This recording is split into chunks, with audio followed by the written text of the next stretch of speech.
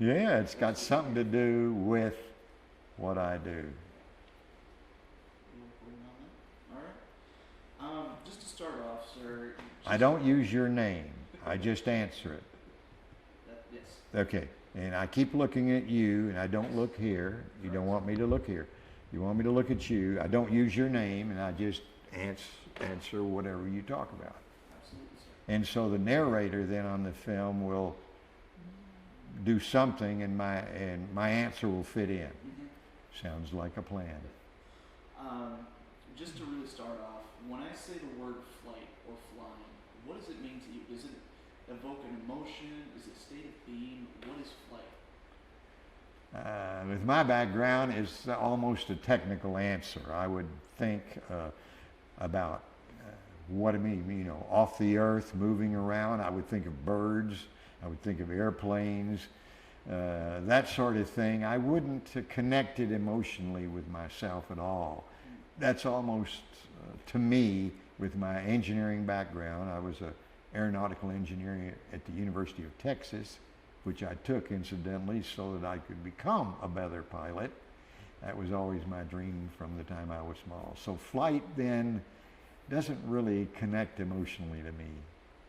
So while you were at the University of Texas, you went through ROTC, Navy ROTC, but why did you choose the Navy rather than some of the other services? We were speaking with Gene Cernan yesterday where he was talking about how, you know, he always wanted to do Navy, but, you know, some of the other services were flying at the same time. You had Air Force and the Army. Sure. So why did you choose the Navy?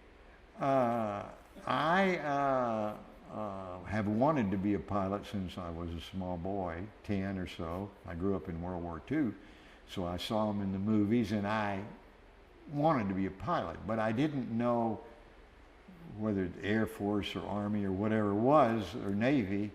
But as I got a little bit older, I began to hear that Navy pilots were better because they had to land on aircraft carriers.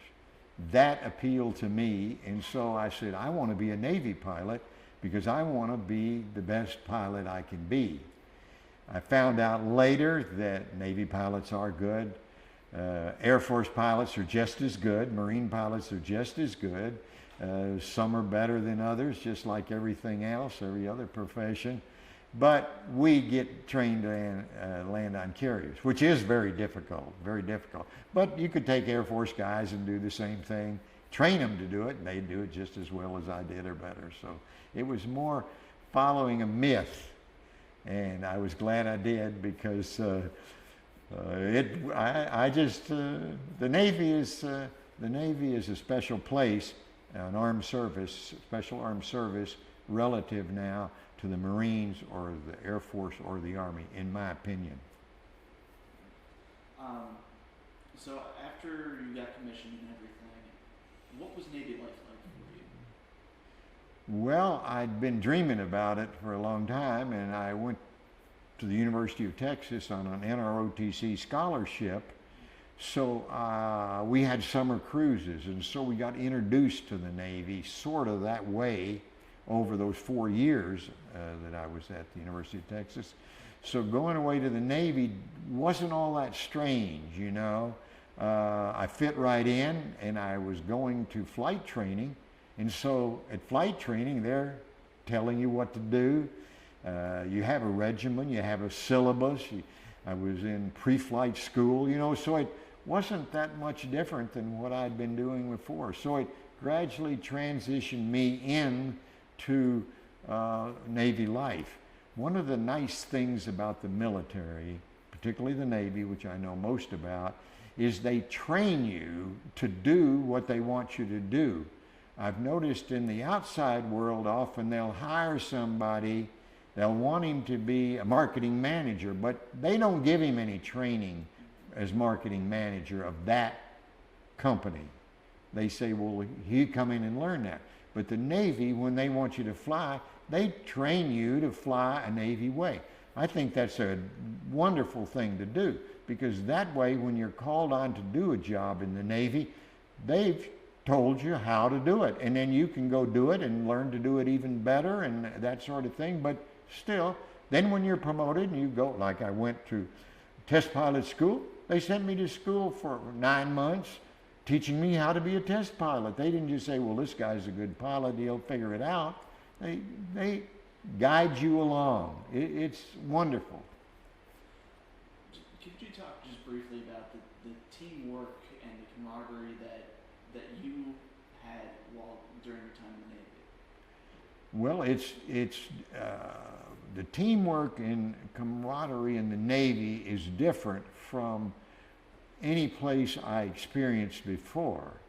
I can remember going to the squadron there and being surrounded by people that wanted to fly airplanes. I was never in that situation ever before. Certainly in high school and college, people were going to do all these other things and kind of looked at you strange if you wanted to be a military pilot. You know, what would you want to go do that for? You know, that's dangerous. And why would you do that? But I always wanted to. And so here's all these other guys in the squadron. They want to do it too. We're all trying to do it. And we're not competing except in performance, whether we could bomb better than the other guy or shoot bullets better. You know, all these skills, land on the carrier better. You all are doing that, but together you're not trying to get that guy's job over there. Because in the Navy, you don't do that. I came in as an ensign. I was the lowest rank in the squadron. That's good. I didn't feel different. Lieutenant JGs weren't trying to take over the skipper's job. And in companies outside the military, there's a lot of competition to bring down the guy ahead of you so that you can take his place, in the same way on. It doesn't make you exactly have good camaraderie. It makes you play like you've got good camaraderie, but really, if you're ambitious, you don't have any of it. So it's different, and I like that environment much better. I don't like to try to find a way to climb over anybody. I want to work with people as a team member and try to be as great as I can be and try to help them be as great as they can be. That's the way I like to live my life. So you've had countless hours behind the stick on a number of different aircraft. Could you talk briefly about some of the aircraft that you have flown, both as an aviator and then as a test pilot, and maybe say something that's memorable that you would want younger generations to know about? Well, I can remember graduating from flight training, getting my gold wings, and had my mother pin them on. And I wanted to be a fighter pilot in the best, fastest airplane the Navy had, which was a F-8U Crusader, okay? I'd look at it when it landed at a field near me or something. That's the plane I want to fly. And then when I got assigned, I was assigned in training as an attack jet. We'll stop and let that go by. And I'll pick up back. Not a problem, sir. Okay. Let me back up and think what I was saying. When I graduated from flight training, got my gold wings and my mother pinned on. It was a very happy day. I can remember thinking, I hope they assign me to F-8U squadron, fighter squadron, because that is the fastest, best airplane in the Navy. Well, it didn't happen that way. They assigned me to a jet attack squadron flying F-9, F-8s, Cougars. Well, that's a nice airplane, but it was, one of the older airplanes. And so I was just glad to go, but I was a little disappointed. And so I went to the squadron. I learned to fly F-9, F-8s. I learned the attack mission. What I discovered is, I went along, and definitely think that now, is that was the right place for me to go, because that airplane was very forgiving. And when you're a young pilot, you make mistakes. When you're an old pilot, you make mistakes. All humans make mistakes. So really, when you're young and make more of them, you, in my opinion now, you want to be in the safest airplane around that will do the mission so that you can make these mistakes and survive. And I can remember one time we were down at Guantanamo Bay, Cuba, doing loft bombing, a target bombing, nuclear bomb, where you carry a nuclear bomb and you pull up like this, and then it releases and it goes up high. That allows you to get away, and you use little practice bombs. And I can remember making a run one day, and I pulled up like that, and it was late in the day. We had been doing this for maybe 3 or 4 weeks straight, because we'd go down there for this intensive training. I was based in Jacksonville. We'd fly down there for intensive training. And I don't know why, but I just pulled too tight. Real tight. And I stalled the airplane, and it flipped on me. It went out of control, because I'd done this because I was just fatigued and wasn't paying attention. And I flipped out of control and went in a cloud, just as I did. And I really didn't know exactly what to do. And that airplane came out of it on its own, because that airplane would do that. Crusader wouldn't do that. I'd be dead now from that mistake. And that's just one of the mistakes that I made when I was young. And I remember thinking, you know, I'm glad I'm in this F9, F8. It maybe won't go as fast as a Crusader or some others, but it saved my life right there. Another thing that happened that I've noticed throughout my career, whether I was flying F9/8s or something else, if some opportunity unscheduled came up where I was supposed to do something that I wasn't planning to do, like they'd want you to make a low pass, or they'd want you to do something that you hadn't practiced or thought about. I can remember getting into trouble several different times like that and thinking, wow, I'm lucky that I didn't get killed, because I didn't do that right. I tell you, after a couple of those experiences where luck saved me, you got to have a lot of luck in airplanes. Luck saved me. Then when somebody would come up with something unusual, or I'd be in a place where maybe I wanted to show off to my mom and dad because I'd brought the airplane home, man, alarm would go off in my head, and I'd say, don't do this. This is exactly how people get killed. And that's how I read about it all the time. I think that guy wasn't as lucky as me. I did that dumb thing. He did.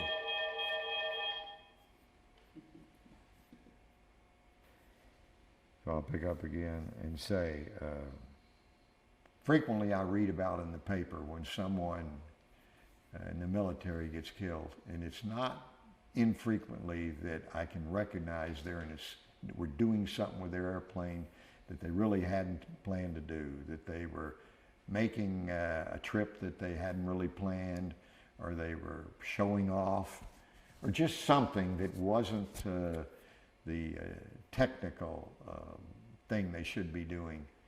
And they weren't as lucky as I was, because I was lucky. Later on, it set off an alarm. I didn't do it anymore.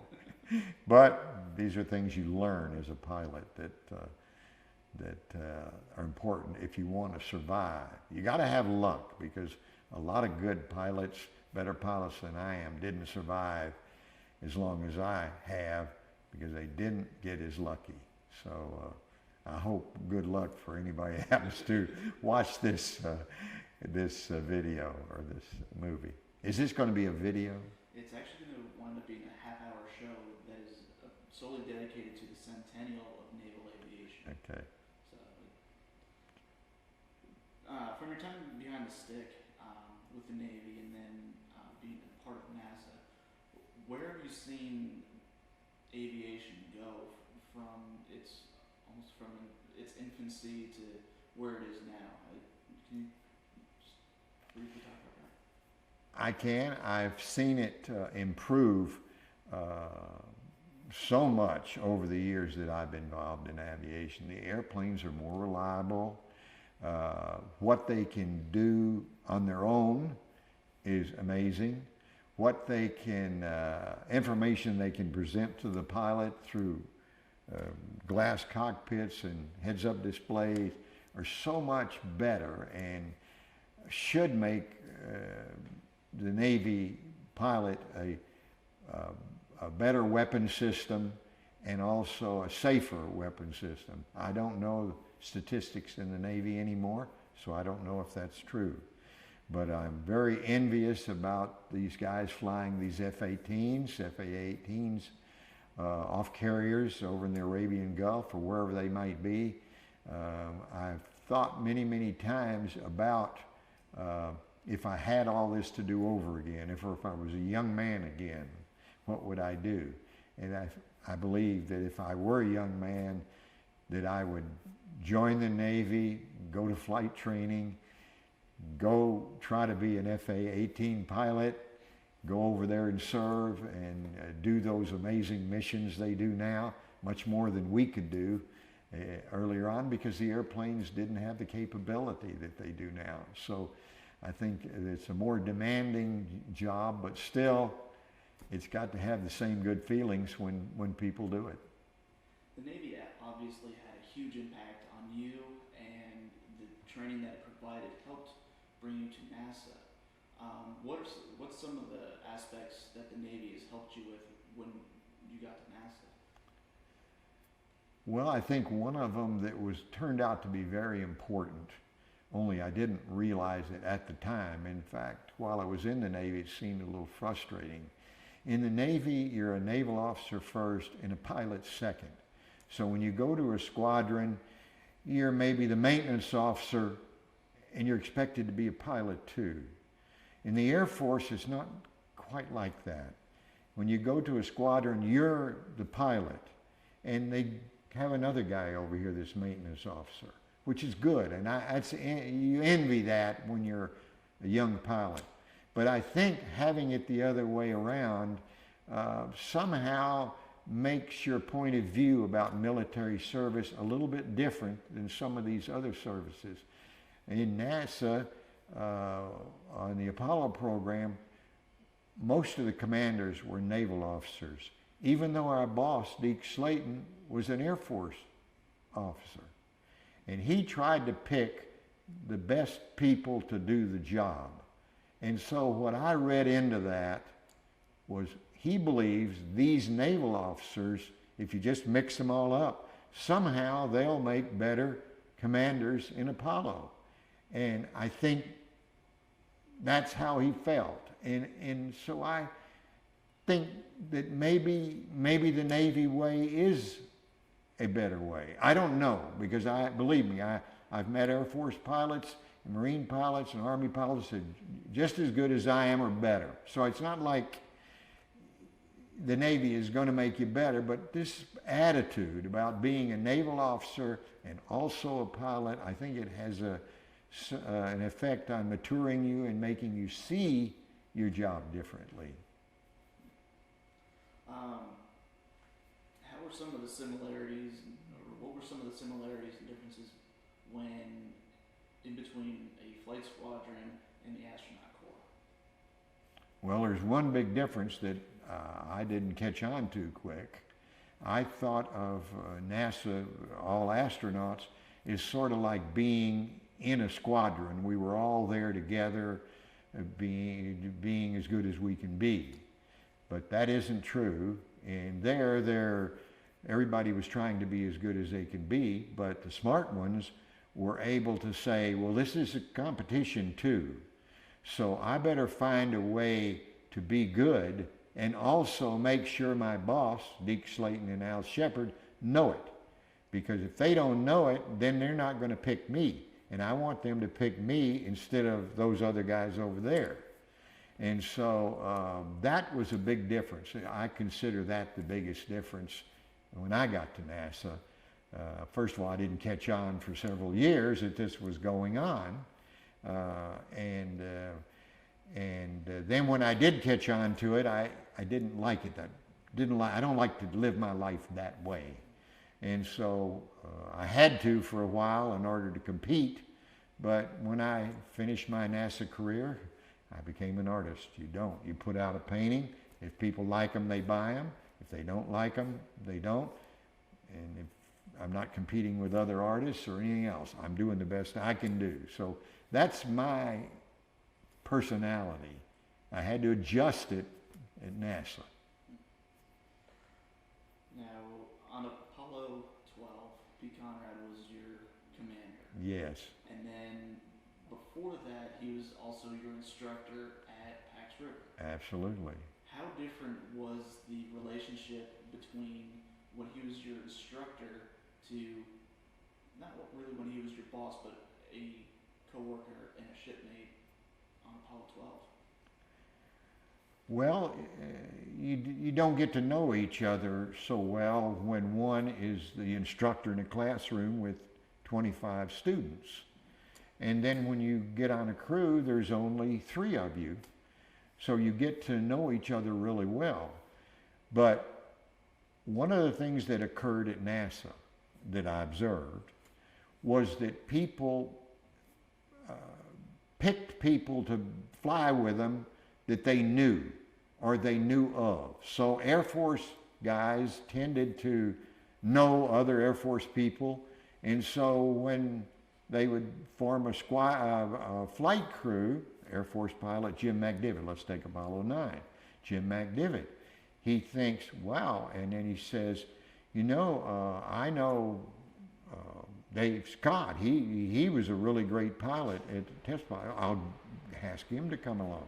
Rusty Schweikert was a civilian, but he had been in the Air Force. So they kind of know, and so one of the things that was very lucky for me is Pete Conrad, when he forms a crew, then he picks Dick Gordon, who he was a squadron mate with, and then he picks a guy named C.C. Williams, who's a Marine that he knew, and C.C. gets killed, and so then he picks me, and the 3 of us go off together. So it's not that you don't like the Air Force guys or think they're as good, you just don't know them as well.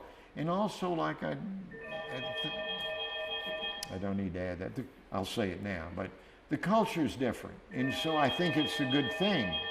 It's a good thing. You can do it the other way, but I think the other seems to work better. And Gene Cernan flew with Tom Stafford in Gemini. Tom Stafford was a graduate of the Naval Academy. And then when he flew on 17,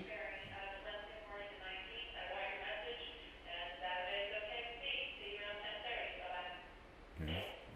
Anyway, I've said enough on that subject. So it isn't you can't do it the other way. It seems more like it's more comfortable, and you know those guys better. You've known them. Pete knew me for 10 years or 5 years before I ever showed up. And then we were off doing different things, but he still knew me where he didn't know maybe Dave Scott so well. Now, when you actually got onto the moon on Apollo 12, is there anything, any amount of training that the Navy or NASA or anybody can give you for what you're about to experience as you take the steps off that ladder? Oh, yes. I think the NASA, the way you try to train somebody is the Navy way, and Air Force and others. You try to anticipate what skills they're going to need. And so you teach them those skills in simulators or something. And then you try to anticipate the unusual environment they'll be in using those skills. And then you try to simulate that too. And that's what we did. And so the same way the Navy teaches you to be an airplane pilot, then NASA teaches you to be a spaceship pilot. And then the same way, I guess, the Marines teach a fella to get on the ground and be a good infantryman or a tank commander or something, then they teach you that part of it. It's geology, you don't have a tank or a rifle, but the same things apply.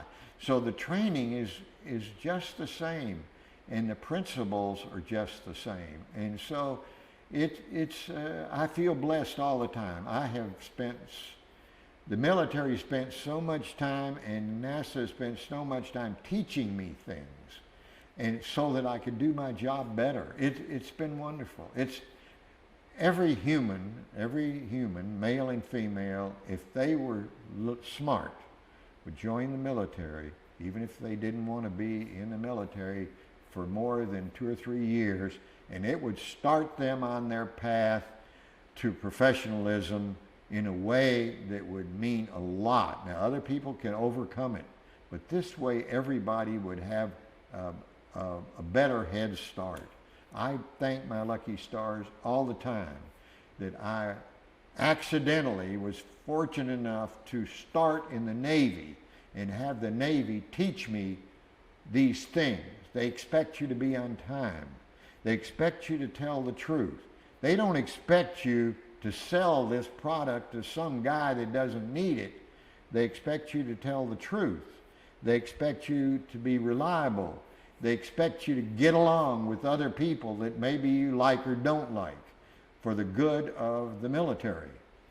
The military teaches you to be a patriot and an American. A lot of people think they're Americans and they're not. Most of the congressmen and senators up there, you don't need to put this in there, they need to rip that American flag off their lapel and put their own damn picture on there, or a picture of a donkey or an elephant, because they're not patriots to this country. They are self-serving guys.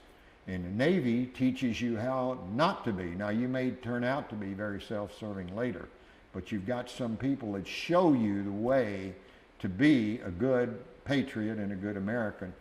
I think the number one patriots of this country are the guys over there fighting in Iraq and those other places. So I know a lot of people just think they're crazy to be over there, but they're serving their country, they're patriotic, they are Americans. It's like you two guys. Okay?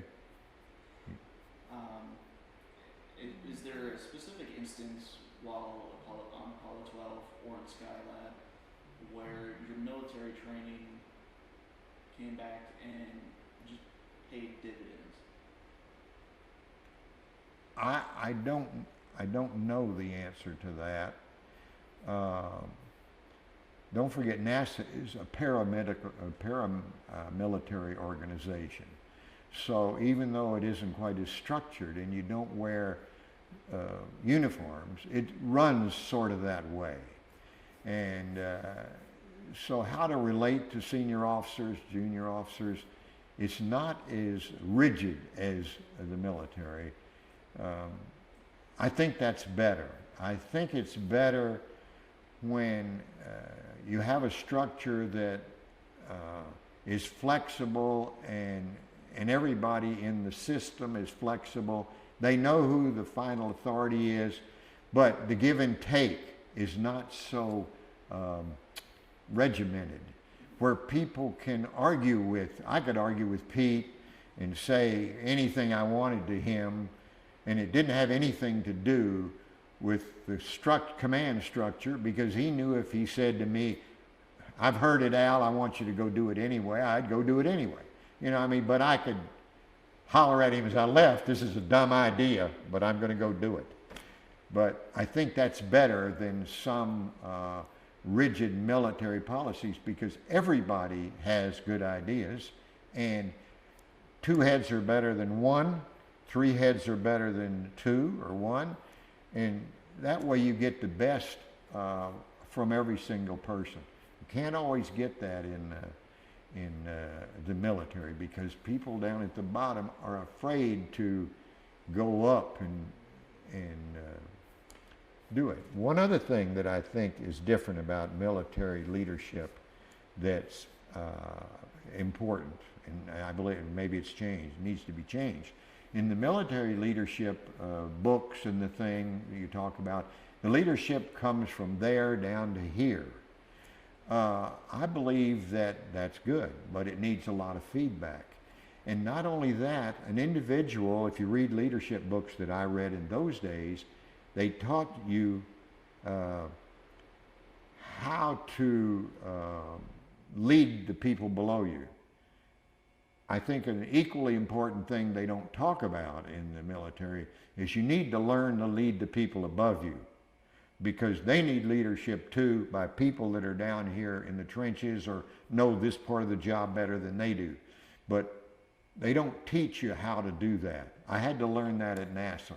I had to learn how to tell my bosses, you know, that's a good idea, but here's the way I see it.